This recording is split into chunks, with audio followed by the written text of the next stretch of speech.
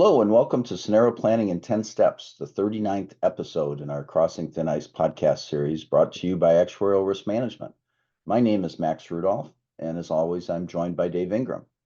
Scenario planning is a big component in the risk manager's toolkit, allowing various possibilities while time is still abundant for thinking. Dave will walk you through 10 steps that will incorporate foresights into the results.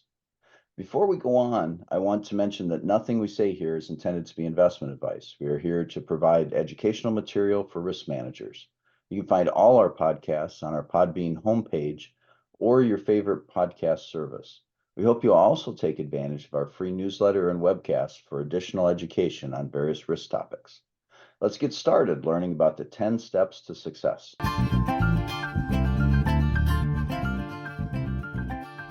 Many companies have used scenario planning as a major part of their strategic planning process. Indeed, the use of this process by Royal Dutch Shell in the 1970s was what made the scenario planning process famous. We have talked a lot about scenarios. Today, we want to introduce you to a 10-step process for using scenarios to inform your planning process. Step 1. Identify the purpose and scope of the scenario planning exercise. Scenario planning is used to do a deep dive into how a company's strategy might have to change in different future environments.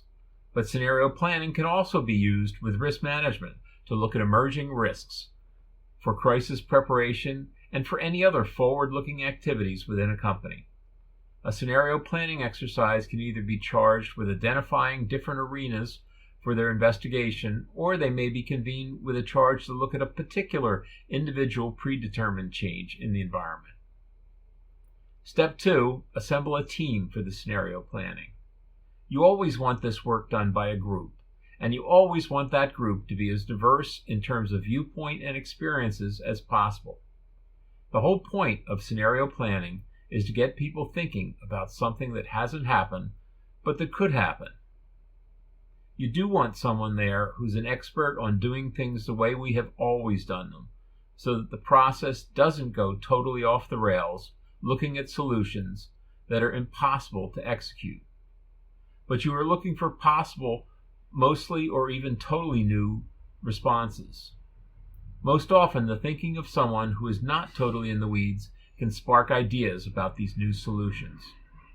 Specific roles of the participants in the team should include the leader/facilitator, subject matter experts, stakeholders, and risk managers.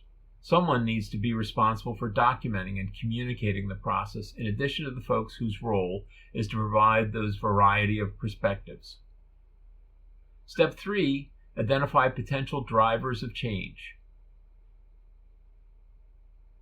Going back to the last element of the scope discussion above, if the scenario planning exercise is targeted to a particular change, then the group will need to work backwards and determine the drivers of that change. If asked to identify major change scenarios, then the task becomes that of identifying the drivers of change that might lead to some situation that has a major impact on the business of the company.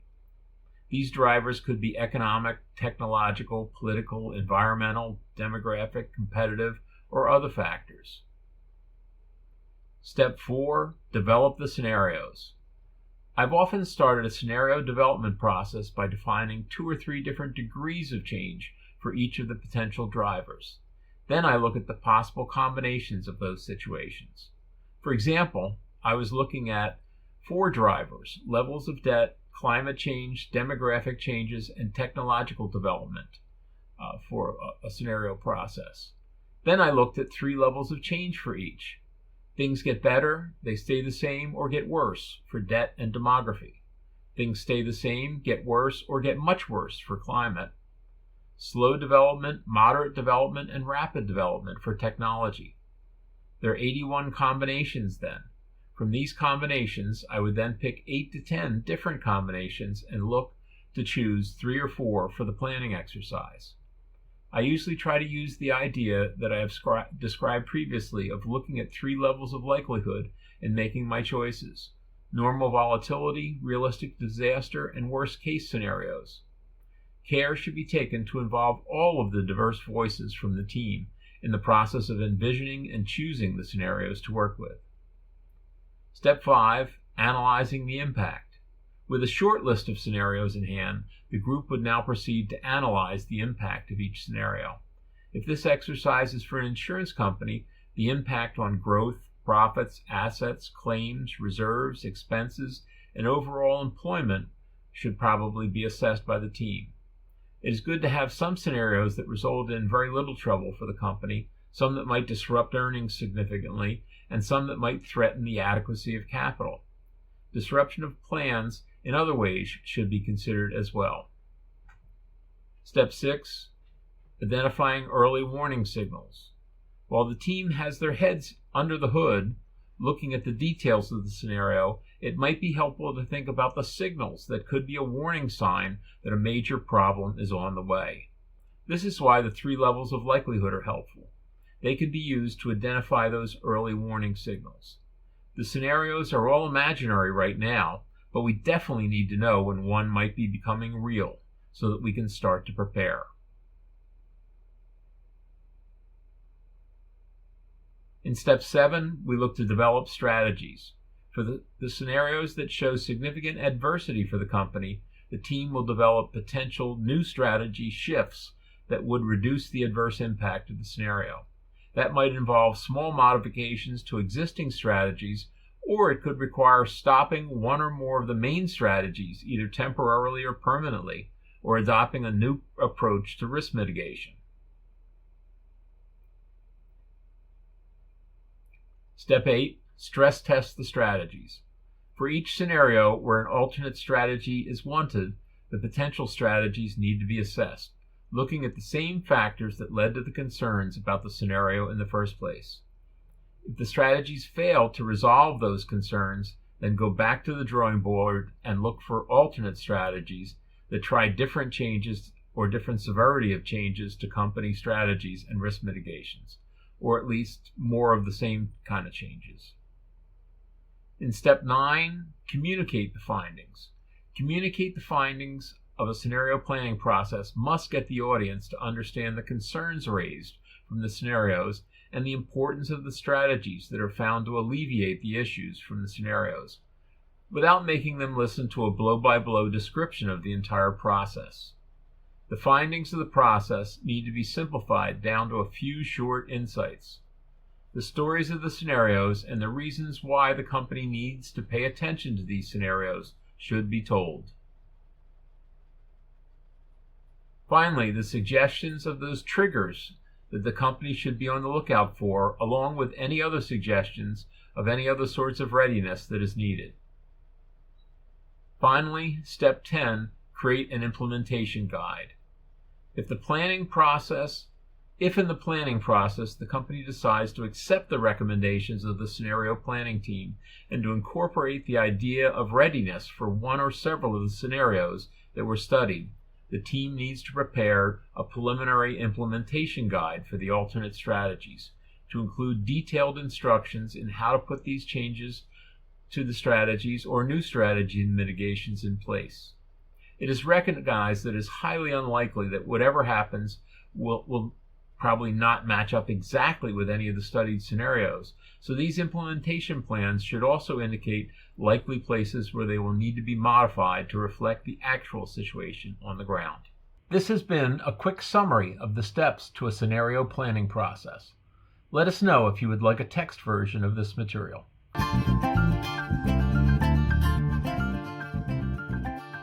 Are you challenged to meet your need for actuaries? Actuarial Risk Management can help. ARMS Data and Modeling Institute, or DMI, is a team of talented and experienced modeling actuaries working with an extensive bench of senior consultants.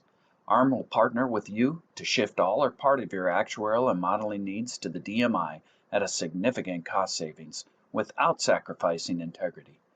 Contact ARM today about how the DMI's modeling and valuation services can help position you and your company for tomorrow's challenges.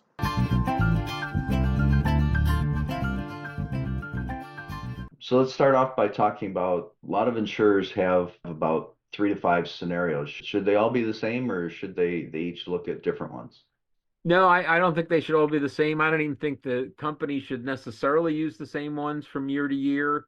I think you need to pick scenarios that matter the most to your business, matter the most to your market and to your exposures, both in your insurance business and your investment portfolio. And they need to be updated regularly. So you may not even get 2 years of use out of a scenario, even if it seems like a great scenario one year. The environment may move on and it's just not going to be valid the next year. Okay, that makes sense. How do you deal with, not all scenarios are negative. How do you deal with the favorable scenarios? I think the favorable scenarios is a great chance to go out there and be bold. Don't be timid at all and say, okay, well, we're just going to stay with our same plan and look at how well we're going to do that. No, go out there and change your plan. Look at how you can maximize your opportunities. Consider expanding your sales force, going forward with product innovations, make investments in your business. Use it as a way to try out ideas. That's what you're doing on the downside. Do it on the upside as well. Reconsider your investment strategy, hire new talent, plan for increases in the aggressive actions that are going to be able to make you really go forward in those favorable scenarios. I always harken back to this one company I worked with that was a top 10 company at the turn of the last century, not the recent one, and they were the 90th largest company by 100 years later, and that was a company that never did this, taking these bold steps, and I think you just want to do that, but you have to be careful when you're doing that. You don't want to come up with plans that put you all concentrated in one thing. You want when you do this, you want to use the same kind of rules that you would normally use and make sure that you're growing in more than one area to keep things balanced that way. Yeah, that overlaps a little bit with your overconfidence topic as well. Trying to make sure you show some, I hate to say diversification, but lack of concentration, I guess. Is the team that's building these strategies the same as the group building scenarios? It seems like you'll need modelers for sure. But what other skill sets would you recruit to the team? Usually it is.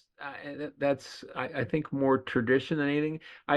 It's more efficient if it is because there's an amount of time it takes to get people up to speed on the scenario. So if you try to bring in a new team, first phase is building the scenarios. The second phase is coming up with the strategies that you're going to use with the scenarios. And yes, it does include modelers to evaluate what the effect of the scenario is and what the effect of the strategies are. But it's most efficient if they're around the whole time. You may want to have half the people from the scenarios group stay around and half new folks because the people that are going to do your strategic thinking maybe aren't the same folks you need to come up with the scenarios. And then in addition, one of the things that becomes a big issue when you're talking about changing strategies is can we really do this? Is it practical? So you need a lot of operational expertise in the room as well for doing the actual planning part of the scenario planning. Yeah, your response is reminding me of I do a lot of work on climate and just the need to have both scientists and engineers in the room at the same time. And if you don't have them both in the room, then all of a sudden they're talking past each other, and we all have our own set of acronyms, and we never end up where we think we're going to be. Can you elaborate on the methods used to identify some of these early warning signals and their importance in the scenario planning process? Early warning signals are one of the most useful parts of this process. It's great to imagine a scenario and imagine what you might do, but to really use it, you need to have somebody there waving a flag and telling you this is when we start the race. Or shooting, I'm sorry, you wave the flag at the end, shooting the gun to start the race. I like to look at the key drivers of the scenario, whatever they were, the things that changed that led to all the other changes, or something that's highly correlated to that as the thing that you're going to monitor as your early warning signal. And then you want to look at the model that you have, the model that moves your company through time to get from where you are to where this scenario says you're going to be. Identify a spot where any negative effects of the scenario start happening. There's going to be a tipping point there. So what you want to do is back up from there and figure out, okay, to take the actions that I'm going to take, how long does it take me? Look in your model. Okay, if it's 3 months to make the changes, what do things look like 3 months before that point when you're starting to see significant losses? Think of that as a potential for your warning signal. And then once you've done that, get your subject matter experts to follow your whole reasoning on that and say, okay, is this practical? Are we going to be able to do this? Do we have to wait a little longer till the signals are a little bit clearer? Can we identify things a little earlier to give us more time? Yeah, those are all important considerations. Another one that we run across is scenarios that have a low probability but high impact. How do you suggest prioritizing those in the planning process? Well, what do you think the chance is that we'll have a major pandemic that'll shut the whole world down? So that's a discussion I had many times in the 20 years after I started doing risk management till the day we started shutting things down because we had a pandemic. Over the past 20 years, we've experienced a lot of those kind of once in a lifetime kind of things. So I'm hoping that it's easier to get people to pay attention. My experience is that the people I'm talking to, and maybe I'm talking to them because they're already sold on this idea, but is that there's a lot more openness to looking at these things than there might have been 20 years ago when I first started doing this kind of work. We have to distinguish between planning work and risk management work. I think these high impact, low probability events are risk management scenarios we want to look at, not planning scenarios. For planning, you want to look at things that are within one standard deviation, usually is what you want to do for planning. For risk management, you want to look out two standard deviations and sometimes more. It may be a different group of people paying attention to it. We just got to keep reminding everybody that this work, responding to these kind of scenarios, is important because it helps build up the capabilities to adapt. With these low probability, high impact events, it's not that likely you're going to guess the right scenario is what's going to happen because they are such low probability things. But the fact that you've looked at something that's that far off of the normal path helps to stretch your thinking and helps to stretch your adaptability in a way that's very useful. Yeah, I end up coming back to the Eisenhower quote over and over again when we have these discussions. But, when he was preparing in World War II, he would say, it's not that the plan that we come up with is going to exactly roll out as expected, but the planning process is going to get us thinking about other things that might happen to where we're much quicker at being able to react to something that happens that's not in the original plan. I always like that better than the Mike Tyson, everybody's got a plan until you get hit in the face. Which that's a good one too. One of the things, Dave, that we always talk about as being important is communicating these plans. There's no value in building all this out if nobody else knows about it and it just kind of happens and there's no plan to proactively plan for it. So what strategies do you have for effectively communicating these complex scenario findings to stakeholders who, especially those who don't have a technical background?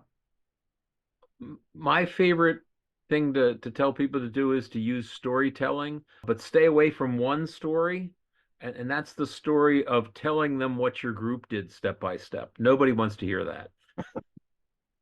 Stay away from that story, but tell the scenario as a story. Tell the plans that you've made as a story. Stay away from jargon. Stay away from abbreviations. Use a lot of analogies, pictures, charts, graphs, all those kind of things. I think, though, that doesn't keep you away from the need to write a full report up of the planning activity. That's a good guide for the people to do this the next time. But I think that the other thing when you're writing that up is I've seen it happen over and over again that the idea that you write an executive summary to go with a report is always left to the last minute, and only one or two people wind up doing that. I would do that differently. I would say that the whole team has to be involved in writing the executive summary and signing off on the executive summary. Make sure you've got every sentence, every word correct, because that's all that a lot of the most important people of the company are going to see and read is that executive summary. Well, Max, I'll throw a question your way here on this. What kind of people do you want to recruit for your scenario planning team? Well, I like the ideas that you've shared already. For me, I when I'm putting together a team, I'm looking for, that variety of skill sets and really thinkers, people who think differently from each other. I especially value experience and foresight, people who have been around for a while. I like contrarian viewpoints, people who aren't just in there to say, I'm here to learn and to nod their head. They're actually there to share something and to sometimes say, well, what if you're not right? What if something else is true? I like young and eager. Kids coming out of college have such confidence that they can be really valuable people on teams like this. And so that's one of my favorite skill sets. And then I encourage a team to include somebody who knows the history of the company. It always amazes me how often, there's some event like a flood that occurs infrequently, maybe every once a generation or something like that. And it's not in recent data sets, so it's just ignored. But then after it happens, out comes someone who lived through it the last time and would have really provided valuable input when planning a scenario if you knew about it. So you have to seek that out in advance, and I think that's really important. It takes a village to develop and plan out risk scenarios with a variety of skill sets needed. If you can identify early warning signals, then you can manage with a bit more lead time. A good story always adds value, especially when accompanied by a detailed plan. We hope you've enjoyed this episode of Crossing Thin Ice, presented by Actuarial Risk Management. If you find it valuable, please like, subscribe, and share with your colleagues.